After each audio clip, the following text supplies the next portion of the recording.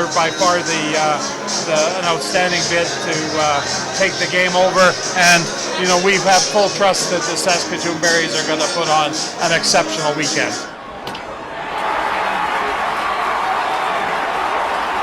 Welcome to episode 343 of Alberta Dugout Stories, the podcast. I'm Joe McFarland, and this is part 2 of our WCBL All-Star Game Extravaganza from Siemens Stadium in Okotoks. Earlier in the week, you heard part 1 focusing on the players and the action on the field. This time around, we're focusing on the off-field discussions and big news from the first two-thirds of the season. Maybe the biggest piece of news from the weekend was that the Saskatoon Berries have been announced as the hosts for the 2026 All-Star Weekend. Yes, you heard that right, weekend. July 18th and 19th at Next Gen Patch at Cairns Field. Over the last few years in Okotoks, it's been a one-day event, but with potential weather delays as seen this year, travel, and maybe a desire to expand the festivities even further, the league has decided to have it as a two-day event. I'll get to some of my thoughts in a second, but first, let's hear from team president Steve Hildebrandt and league president Kevin Kavami, who I asked right out of the gate what Saskatoon brought to the table that made them the right choice.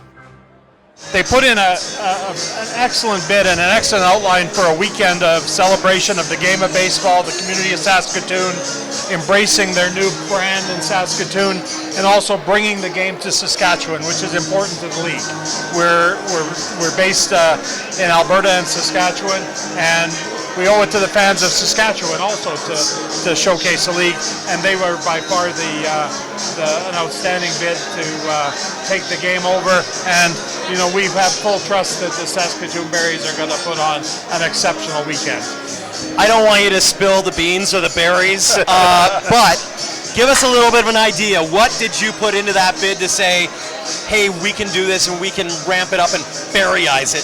Yeah, I think of a lot of what you've seen in Saskatoon already with what we do, just to amp it up a little bit more. And our group does an unbelievable job. And, we have so many people that are involved that really bring the game day to life. And as Kevin said, this is an event that we want to bring everyone from Saskatchewan and Alberta to.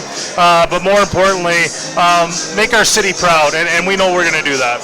I know you said that in the process, you and I are talking off air about how you've been reaching out to council members as an example, and some others be like gauging, kicking tires maybe.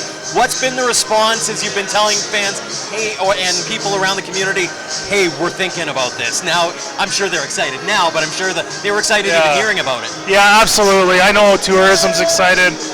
The councilmen are excited. Council ladies are excited. The city's excited about it, and we're looking forward to, again, having an opportunity to host it, and I know we're going to do a great job. Absolutely. Well, congratulations again, Thank Steve, you. to Saskatoon, as you'll be hosting the 2026 All-Star Weekend. Yes. I bet you're looking forward to a couple of days in Saskatoon. Absolutely. Come on out. If you head to albertadugoutstories.com and saskatchewandugoutstories.com, I wrote an opinion piece back on Monday about the decision, which I think is a good one, as the league needed to move the game to Saskatchewan, and the way that Saskatoon has burst onto the scene makes them the right choice, especially as Regina's looking to build a new stadium, while the other three markets might need some more time to figure out how they would operationally do it. I also think we should be throwing some flowers to the Okotoks Dogs, who have done an incredible job of hosting the event over the last 4 years and set the bar extremely high. Managing Director John Candia, All-Star Game Chairman Tyler Milton, and the entire team deserve credit, especially from those who claimed Okotoks gets everything. Now, the move to Saskatoon opens the door for other teams to put in their bids in the future. If I'm the WCBL, I'm looking at Sylvan Lake, who has said they're interested, as well as Medicine Hat and Lethbridge, as communities that would really rally around the annual league showcase, and they all have great baseball scenes. Enough from me, let's get back to the news and the interviews from last weekend's All-Star festivities. As host of the broadcast, I had a few conversations during the course of the day on air that we're once again bringing you here on the show. We'll start with League President Kevin Kavami, who joined me at the top of the pre-Derby show on the concourse for our annual State of the League discussion. It started with a question about Blair Kubicek, who received the league's first ever Legacy Builder Award prior to the game at the referral of the Dogs' John Candia. He came up with the idea of honoring Blair for all of his tremendous work over the years in baseball in Canada in general, and specifically here in Alberta. He was the founder, head coach of Prairie Baseball Academy in Lethbridge. wearing it today in his honor. Yes, you got to represent. You got to represent. And of course, built Lloyd Nolan Yard down in Lethbridge, and a lot of people don't realize how instrumental he was in Siemens Stadium here, as one of the builders of Siemens Stadium, the kind of the architect brains behind the operation from that standpoint, and was traveling back and forth from Lethbridge to Okotoks as Siemens Stadium was being built, and then a wealth of other experience and consulting and things around Alberta baseball that legend is appropriate for him. And a builder. He is a builder. 100%. Well, we're looking forward to chatting with him, and of course welcoming him to Siemens Stadium at field level a little bit later on during the day today. A whole lot to get to, Kevin, but I want to start off, you and I talked on Canada Day. Let's revisit that a little bit. In terms of your state of the league, where are we at? How are you feeling? What's the conversation maybe around the Board of Governors table right now as we enter the second third, I guess, of the regular season? Well, I think it's going to come down to some great playoff races over the next 2.5, 3 weeks, leading up to the start of the WCBL playoffs there on August the 6th. Races for final playoff spots, races for seeding in the top spots. We've had some great battles over. The Saskatoon Berries made their trip to Okotoks Lethbridge environment the last 4 nights, and there has been some great ball games with them.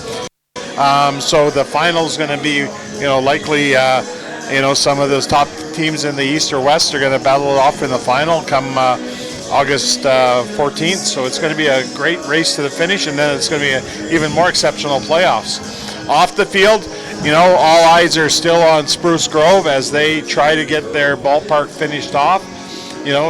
Constant delays and weather delays and trying to reshuffle construction people around has really put a damper on the Energy City Cactus Rats season, where they've been road warriors, like extraordinary road warriors throughout the year. But the ballpark looks tremendous as they get to the finishing stages.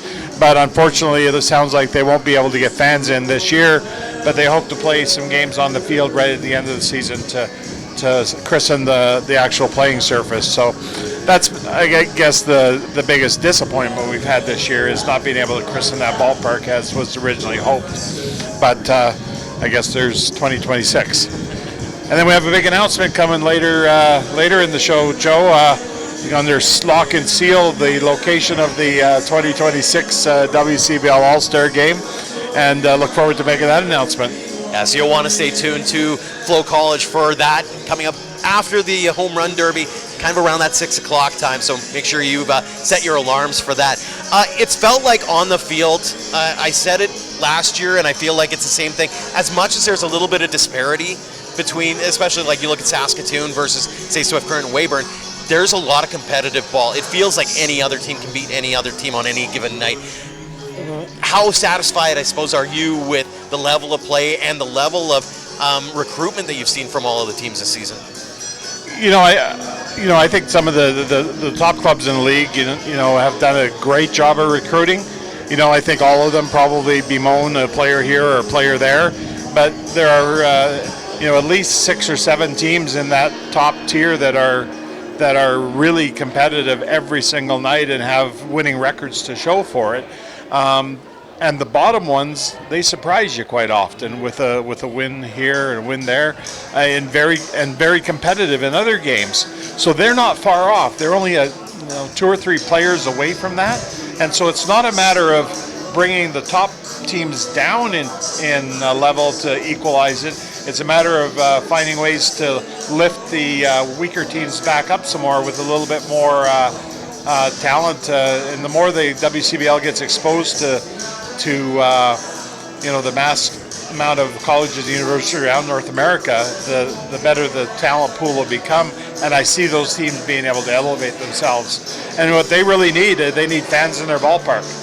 I mean, you look at what Siemens Stadium can do for the Okotoks Dogs, what Karen's next-gen patch at Karen's Field can do for the Saskatoon Berries. The new park in Sylvan Lake.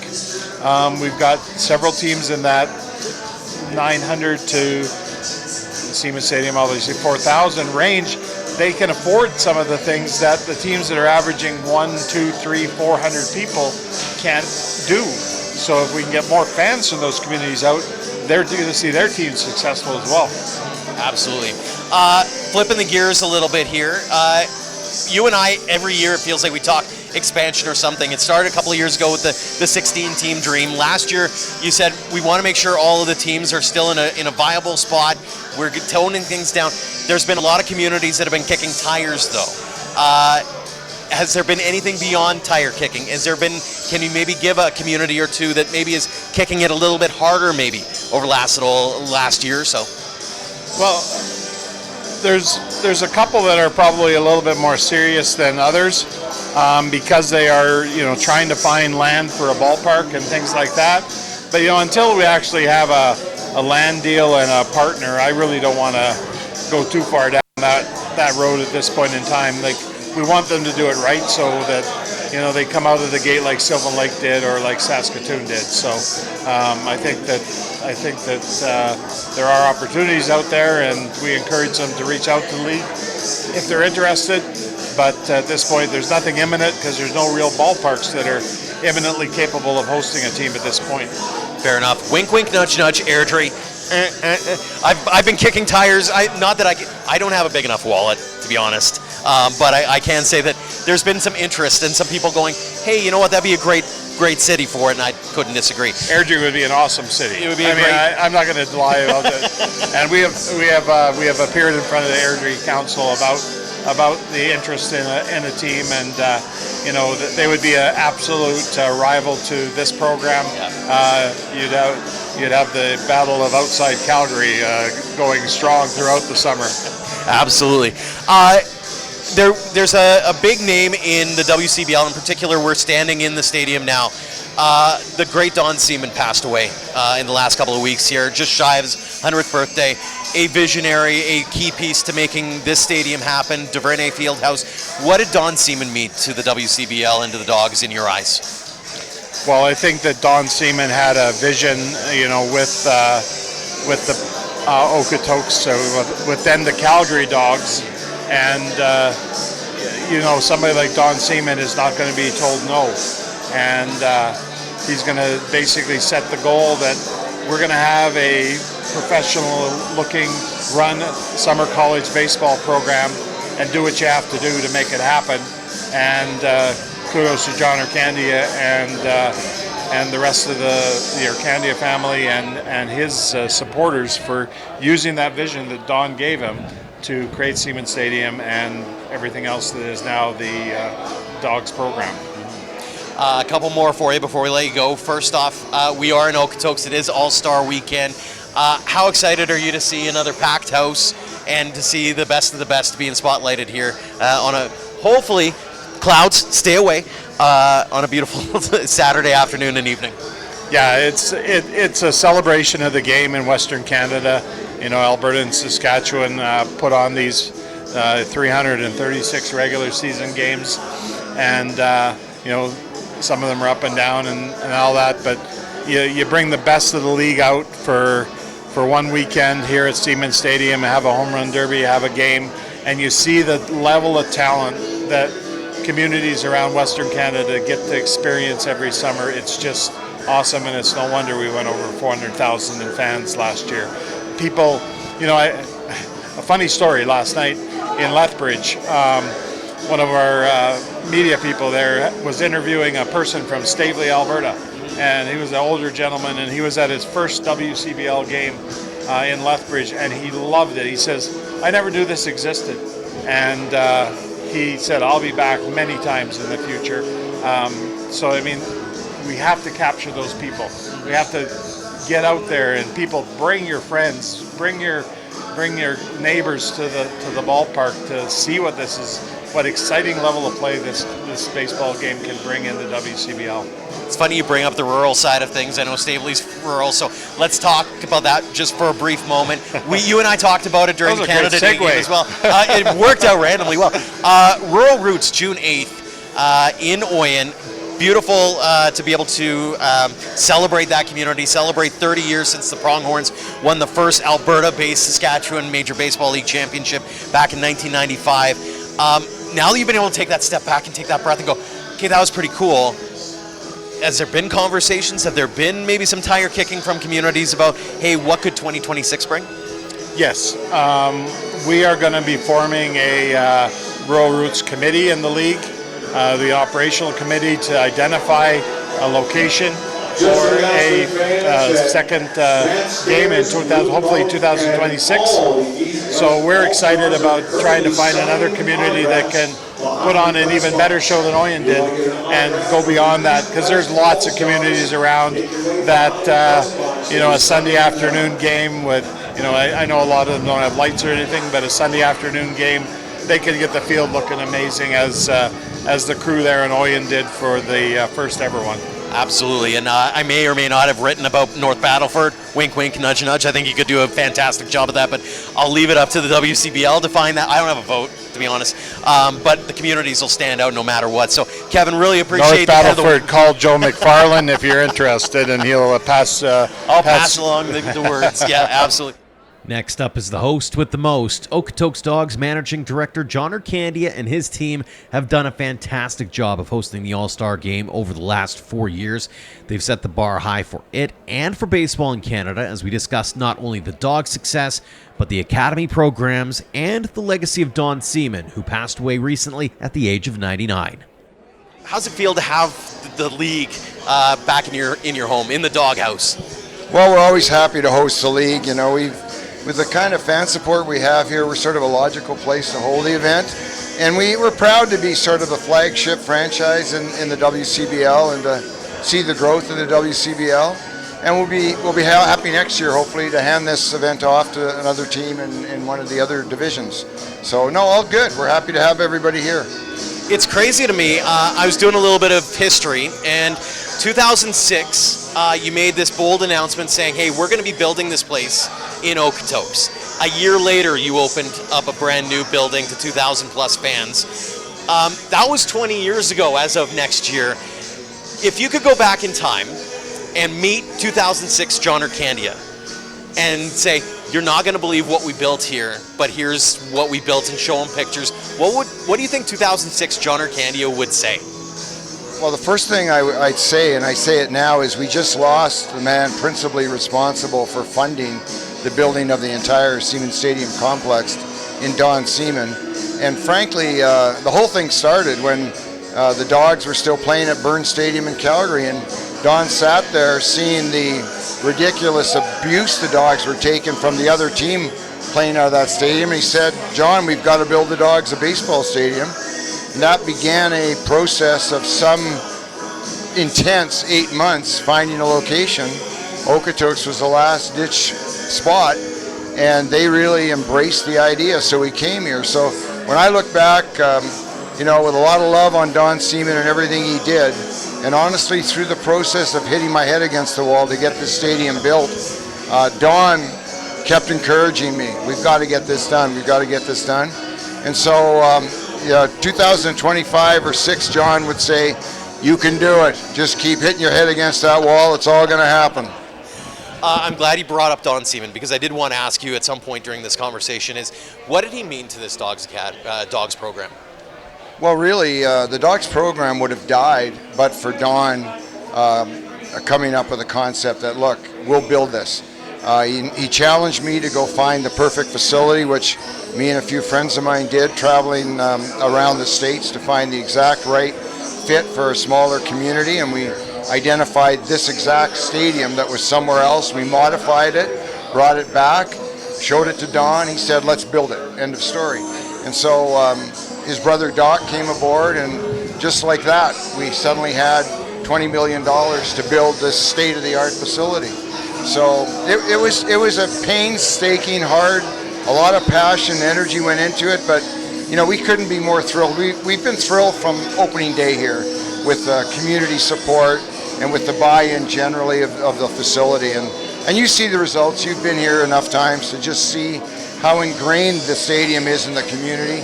And really, I really feel like the Dogs and this stadium playing in Okotoks has really created a path for the entire growth of the WCBL, and it's happening. And we're just thrilled. We're looking forward next season to playing in Energy City. I'm looking forward to there being a new facility in Regina, not too far in the distant future. And it's nice to have Saskatoon back. So there's great things going on, Joe. We will be talking about Regina in a few minutes here. It's not just the Dogs, though, here. You've got the academies coming off, that black program, the 18U black team, coming off an incredible season. You've got Tim Piazantine getting drafted. You've had draft picks virtually every year the last few. How cool has it been in your eyes to see the maturation and growth of the programming that you have in the academies? It's been very satisfying, and that's the part that really surprises me, because more than anything, the academy program drove the college program. Without the original Dogs and the original youth program, there would have been no college program, no need for the stadium. So we grew from the academy up, not vice versa. And I'm really pleased at the work of Hollick and bringing in Luke Pode and Brett and Guthrow, Jeff Duda, all these players that came through our program and came back and really have created sort of a headquarters of baseball knowledge for the youth game that's just phenomenal, and now is nationally recognized. It was a real thrill to see Jamie Campbell with JP Morosi of MLB on the Blue Jays Central, or the pregame show for the Blue Jays, talking about JP said that team's my favorite team, Okotoks Dogs. So it's now nationally recognized, and you know what? It should be. I mean, the opportunities that our coaches create with these facilities for our players at the high school level is it's unreal. It's hard to beat, really. Mm-hmm. And not only that, they're feeding this current college team as well. You've got a lot of young talent that's doing very well for this team that is at the top of the division. How happy are you about the performance of your team to this point? 1, 2, is that a loaded question? Yes. And then beyond that is, what do you think needs to happen in the next few weeks here to make sure you're completing the 4-peat?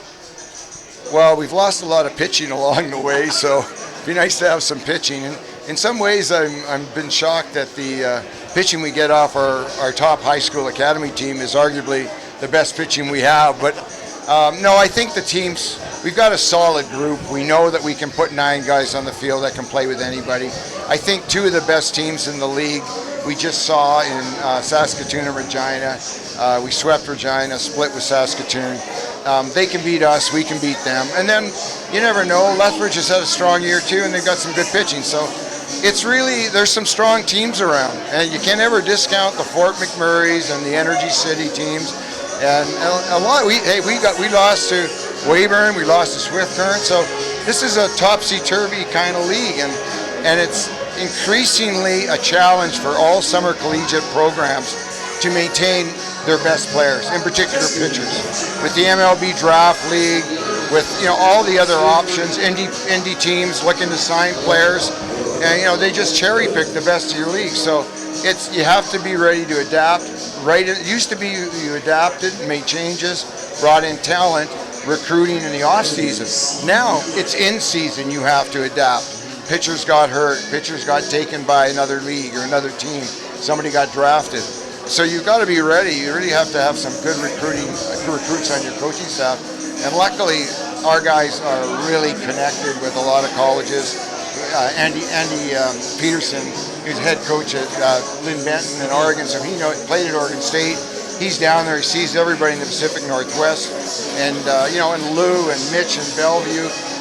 We've got a lot of connections that help us to supplement the roster. So I'm pretty happy with where we're at. I think we've got as good a chance to 4-peat as anybody.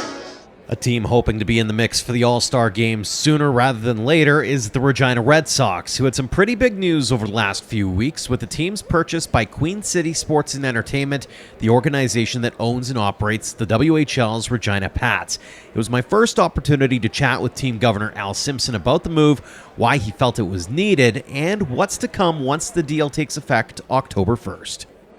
Take us back to the beginning. How did this conversation all start between the Regina Red Sox and Queen City Sports and Entertainment? So first of all, probably the busiest guy in baseball in Regina, Joe. Yeah, well, it all started, I guess, when I joined the Red Sox as a volunteer in the COVID season, and quickly was part of a club that needed a little bit of cash to stay solvent. So we got that taken care of, and then just over the course of time, it became apparent to the board and to myself that operating in Regina as a nonprofit just wasn't going to get the club where it needed to go. And so, slowly but quietly, the board and I and Gary decided, you know what, it's time to go private. And so I started kicking tires on the buying the club, and I thought that it's probably best if the Red Sox could join up with the Regina Pats, because that's a multi-sport model is where a lot of sort of clubs are going, right? So you have the Pats administration with the WHL, and that staff and that administration have a little bit of downtime that corresponds directly with the WCBL season. And so I approached Sean Semple about 2 years ago. And Sean said, you know what, that makes a lot of sense. Let's see if we can get something done. And then he called me back about a month later and he said, I'm too busy. So that percolated up until about another 6 months ago, and he called me back. I was at the lake and said, you know what, Al, let's buy the team if we can still get that done. So we kick-started that, and here we are today. We're going to take over the club on October 1st of this year, and that's simply because the club's year-end financials are at the end of September. So that's why we're going to do that. So it's an interesting time for the Red Sox. I can only imagine. There's a lot of things that are in flux, and I'm curious, when you mention we need to get to a certain point, what's that point? What was getting in the way, or what do you think that team is, or what the Queen City Sports and Entertainment will help the Red Sox get to that next level? What are you looking for in particular? Well, I think private ownership has the resources and the ability to finance and build things that a nonprofit just can't do. Like, the nonprofit doesn't have the financial maneuverability. And so it's no secret that I've been working on a stadium plan for quite some time. And Sean believes in a stadium plan and getting the club the resources that it needs, as do I. So it'll be the availability of financial resources to the club to be able to not only work on a credible stadium plan, but also just to help the club with recruiting and that sort of thing. The teams that are operating in the West are, I would say, by and large, a little bit further ahead in terms of what they do on a day-to-day basis to promote their clubs, to recruit baseball players, the promotion of their clubs, and all good stuff. And I've told people, I think the West Division is approaching the business model of the WHL. They're bigger budgets, et cetera, and so to compete, I think all the teams are going to have to catch up with that, which is good. It's better baseball for the fans. It's a better product. They're better venues. So all in all, Sean and I like where the WCBL is headed. I think there's a ton of opportunity ahead of us. I guess there's a graveyard of opportunities, but you got to execute, and hopefully we can in Regina. Obviously, you mentioned the stadium piece. Is there a piece, and I'll use this example, reaching out for some sponsorships for the Regina Red Sox, and who do I get on the email? It's Gary Brotzel. I'm like, Gary wears 75 hats. I know you wear 75 hats. Is there one thing that you're really excited about that you're like, hey, I can pass this hat off to someone within Queen City Sports Entertainment and go, you can handle this now? Well, I mean, I don't do as much as Gary does. I mean, he is the jack of all trades and the master of many as well. So I think the club is going to be in a much better position when Gary can hand off sponsorship. Yeah. And so now you've got the dual marketing capability of the Regina Pats and the Regina Red Sox to cross-promote things. And if you're an advertiser, or you're a sponsor of the Regina Pats, perhaps you'd like to join the Red Sox team as well. Wink, wink, nudge, nudge. Yeah, exactly. So that's one aspect of it. There's cross-promotion with ticketing, which Gary had to kind of take care of with Sharon Clark. And then just the day-to-day game day operations. We were hiring on contract some of the folks that work for the Regina Pats. But now we're going to get the integration. And so I would say game day operations, ticketing, sponsorship would be three things that private ownership, and especially with the Regina Pats being part of that private ownership group, can help the Red Sox grow. Final question for you on the stadium side of things. Give us a little bit of the rundown. Where are you at in that? Is it kind of, hey, let's put it on the back burner until October 1st and then we go full steam ahead? Or where are we at with that? No, not at all on the back burner in any way, shape, or form. About 6 months ago, the city of Regina came to me before I had Sean and I bought the club. Came to me and said, "Would you cost share a feasibility study and see if there's support for a stadium at what we call the rail yards in Regina?"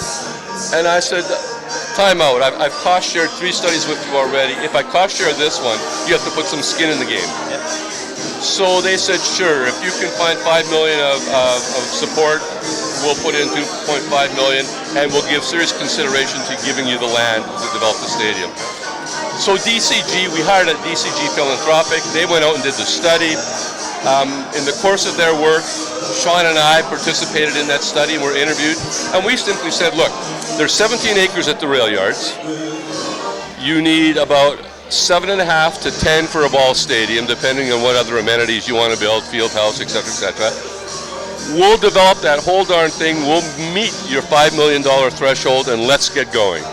So that's where it stands now. So good news is on the horizon, and maybe I some would hope shovels so. in the ground, I'd assume, before too long? I wouldn't say shovels in the ground. These things still take time. I mean, they're marathons, they're not sprints. You could ask Pat Cassidy about that in Edmonton. But I think the ability, as I said earlier, of private ownership to be able to sort of nudge this forward is a little bit better position than the nonprofit was. And so in that respect, I think we'll get something done. We mentioned him earlier in the show, but Blair Kubicek was honored on the field with the league's first ever Legacy Builder Award.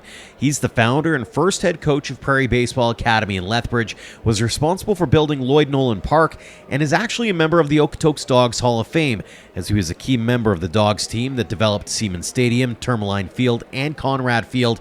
As Kevin Kavami said earlier, Blair Kubicek is a legend in every sense of the word for building baseball in Alberta. What's it mean to you to be recognized by the WCBL as they're going to be doing in just a short amount of time here?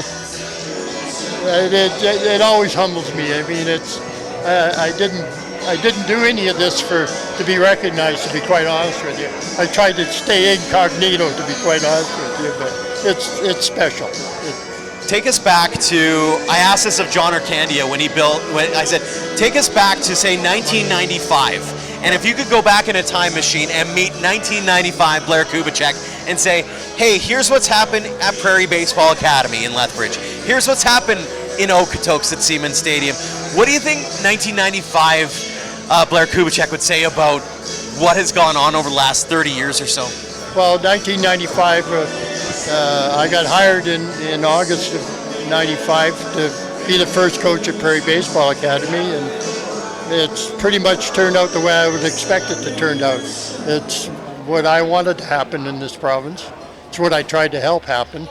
Wanted to have facilities that kids were going to be proud to play in, and you build them and they will come. There's a lot of truth in that. I bet. How cool is it from your standpoint to see the growth, though? Like, you look at an event like this, for example, with thousands of fans in the stands, thousands more watching online. It's become a production now. I can only imagine what it's been like watching the maturation of this league and even of the CCBC with Prairie Baseball Academy. Well, we were the only academy in Canada. We were the only true college team in Canada at that time. We played all of our games in the United States. My first interview with the Herald and CTV down in Lethbridge was basically, you're going to do what? College baseball in Canada? Are you crazy? Well, maybe a little, but I many years ago, I had a real hard SOB of a father who taught me a lot of tremendous lessons in life, and somehow, way, shape, or form, I got a mantra, as it turned out, from Henry Ford. I didn't know it at the time, but I'd read it someplace. It must have been in one of Ford's biographies, because we were in the automotive industry when I was in. My dad was in the Navy and blah, blah, blah, and then he bought a service station. And Henry Ford's motto was, if you think you can or if you think you can't, you're right. And I pretty much run the gamut on that one. You thought it could, and it did, right? But what was it about? I knew it could. If you've got the passion and the will to do the work, you can. A human being can just look at the world. Me doing a baseball academy is nothing compared to landing on the moon or anything. You might have thought of comparison back in 1995, but I didn't. And all we really wanted to do was give. I coached for 5 years in the States, and the reason I coached down there is partly because I was crazy and gave up very, very good business, and my wife came and my son came along with us. But I got offered an assistant coaching job in Seattle. And the reason I took it is for years I'd been sending players to the States and they were coming home at Christmas time, kind of with their tail between their legs going, oh, I'm not good enough. I played there. I played in Missouri in the 60s. I was as good as any of those. I didn't know as much about the game as they did, but I was a good athlete and all that. So when this opportunity came along, I went down. And for the most part, Canadian athletes, especially prairie Canadian athletes, are a hell of a lot more athletic than 90% of the American kids. They got to get in the weight room and do all kinds of stuff to catch up to a farmer's boy, okay? So we just took that under our belt and kind of went with it. And never, ever. Somewhere I wrote a mission statement about the program in '95. Me and a fellow by the name of Keith Jorgensen was one of the board members. He cleaned up the language, but I wrote it, and it's a 9-item mission statement, and there's not one word about winning in that statement. There's not one word about baseball in that statement. It's about community. It's about education. It's about family. It's about learning how to work. It's all of those things. And that's what I tried to do. And look what happened. It's amazing what has happened. What was it about baseball, though, for you? What made you go, this is the sport? Like, it could have been really easy to go hockey, or you're seeing basketball bloom now, or soccer bloom, but you were ardent about baseball. It couldn't have been hockey. I hated hockey.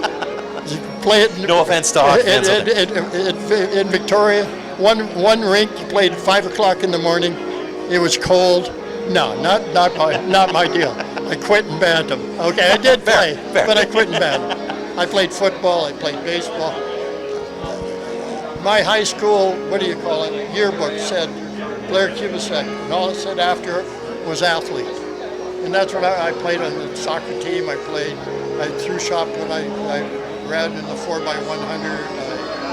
I became an athlete, and then you pick a sport. And my dad was a very minor professional ball player in his day in Victoria. They had a New York Yankees had a minor league club there, and my mom sewed me up a pinstripe uniform when I was 3 years old, and I was a bat boy for a few games there. Hammed it up big time. Got a whole bunch of quarters. I thought I was a millionaire. I bet. And it kind of grew from that. And truthfully, my passion came from the coaches that gave their time to me growing up and teaching me the facts of life, the real facts of life. If it hadn't been for baseball, and God knows where I'd have ended up. I was a little bit of a wild bugger, if you can't tell. Although I've been married for 56 years for the same woman, so I'm not that wild. It's just an homage of them. I can tell you every coach that I ever played for, and I can tell you why I loved them, and I can tell you why. And it was nothing to do with winning. It was about teaching me the way life is. And finally, the guest of honor this year was Canadian Baseball Hall of Fame legend Matt Stairs. It's always a pleasure getting to pick his brain about coaching at home and giving back to the baseball community in Canada. After being the guest of honor for the last few years at the All-Star Game, the Okotoks Dogs brought the episode 297 guest in as an academy coach, which he says has been an absolute blast. What's been your main message, first off, to those who are maybe not familiar with the WCBL or not familiar with the fact that, hey, there's a baseball scene here in Western Canada? Well, there is. I think the biggest message is that it's kind of like a hidden gem right now. I mean, people are starting to learn more about the league and stuff, but just the amount of players that come out here are so talented. You know, I just sat in there for an hour, watched the guys take batting practice. So big and strong. You know, they want to learn. It's an opportunity to play more games. The pitching, the hitting, the defense, the running, it's so impressive, right? And it's so great for the Western Baseball League to get out here and see the talented players, and it's great for the players to come out here and get an extra 50, 60 games, get another 200, 250 at bats, and that's what makes it better ball players is getting a chance to play more. I could go a million different directions with you on that. For those who missed the podcast a while back for Alberta Dugout Stories, Matt and I had like a 30-minute conversation, and we probably talked for like 2 hours prior to. I want to get your thought on the mindset piece, because you mentioned they're hard workers, they're talented, they're willing to learn. How much of it is talent versus how much of it is attitude in your eyes to get to that next level? That's a very good question. I think attitude's a big thing. You have to have the right attitude. You know when you come out here, you're not going to be playing every single game. So it's one of those things where you have to accept your role, what's going to happen. That's the biggest thing. And a lot of people ask me in my career, why did I do so well pinch hitting? I accepted my role. Talent takes you a long way. Bad attitude will finish your career pretty quick. So I think that's a big thing coming out here. Talent goes a long way, but becoming a good teammate, becoming a good person, and learning the game and understanding the game. But to me, I think the biggest thing is respect the game. It helps you out a lot as well. Part of the reason why I ask, and I always go back to my old line as a manager, is I'd rather have somebody with 80% talent and 100% attitude versus someone with 100% talent and 80% attitude, because I'm going to be able to teach that person versus, right? And so I think baseball's in that same vein. And so from your standpoint, are you seeing that switch? Are you seeing, especially from the Canadian players, that ability to go, hey, if I become a sponge at events like, say, Canadian Future Showcase or a WCBL All-Star Game, or just playing in the league in general, or an academy as you're working with these guys, hey, if I become a sponge and learn a few things, I can get to that next level? Oh, I think you're seeing it a lot. And that's one. It's funny you said that, because that's one of the main messages I say is become a student of the game. Understand the game, watch the game, learn from your teammates. Your best hitting coaches are your teammates. I can sit there and be selfish and worry about my at-bat, but if I study the game and become a student of what that left-hander got started off with from the right-hander, or vice versa, left-down, or whatever. But it's just, for me, it's very important, and I'm seeing that, and I'm seeing a lot of people ask questions about, what type of approach did I have when I played. That's one thing I preach. Being a student of the game, understanding the game, and not worry about so much about yourself. When you start worrying about your numbers, you're going to have hard numbers. You're going to have bad numbers. So, you're starting to see a lot more of it. The willing to learn, the asking the questions. That's the biggest thing. The guys that don't ask a lot of questions probably think they have it figured out. That'll bite them in the ass eventually. But having guys with the conversations, and this last almost year of being here in Okotoks, working with the Dogs Academy has been a tremendous. Players have approached you. The key is, though, is they have to trust you, right? You can't go out and change their stance right away or change everything right away. Once you get that trust, then all of a sudden you get the little pointers and they run with it. What's this last year been like for you? I know that there's a lot of travel involved. I know you're still very heavily involved in the Baseball Canada scene and making sure you're able to give across coast to coast, but you've been able to kind of find a little home here. What's this been like being in Okotoks? Well, the experience is, it's hard to, how long do we have to talk?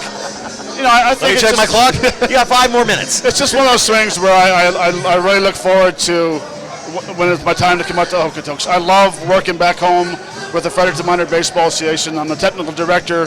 I have 850 kids. I love doing that as well, and I love coming out here because it's different a little bit. You have kids out here that are out here year round. 10 and a half months to a year.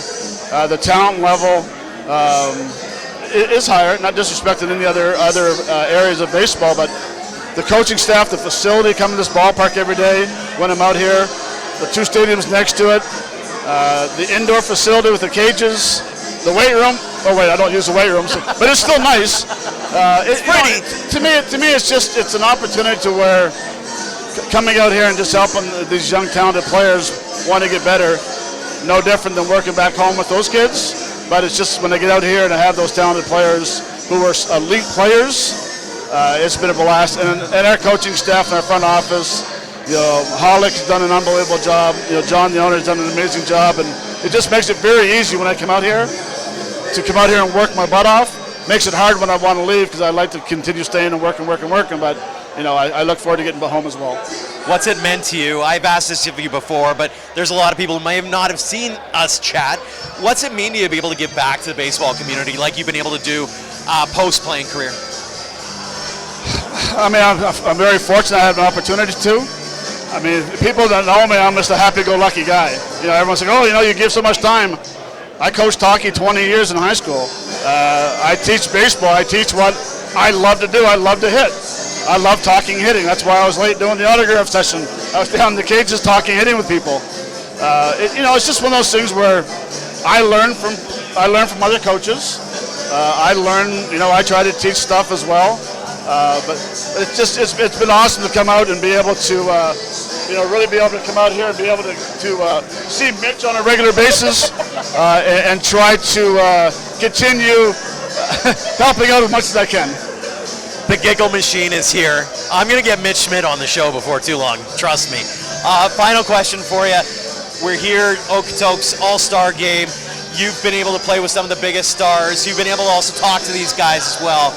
What's your main message to those young athletes out there who are looking at the college dream or looking at the pro dream, or maybe those academy kids just starting out? What one piece of advice that you'd love to impart upon them? Hitting's a tough game. Playing baseball is a tough game. I'll go as an offensive side of it because I don't deal with pitchers. To me, there's only one thing you can control when you step in the batter's box, and that's your approach. You can't control getting a hit. You can't control barreling the ball up. You can't control single, double, triple, home run, whatever it is. But if you continue working on your strengths and not swinging at the pitcher's pitches, it's a lot easier to hit. I always tell them hitting's very easy, but it's some hard getting hits. So short memory, pitch to pitch. I'll speak for a pitcher.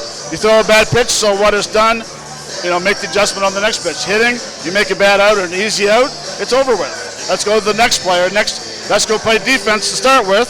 Or in my case, I was a designated hitter or whatever. But you just have to have short memory in this game. And remember, this game is very, very hard, and it will humble you very quick.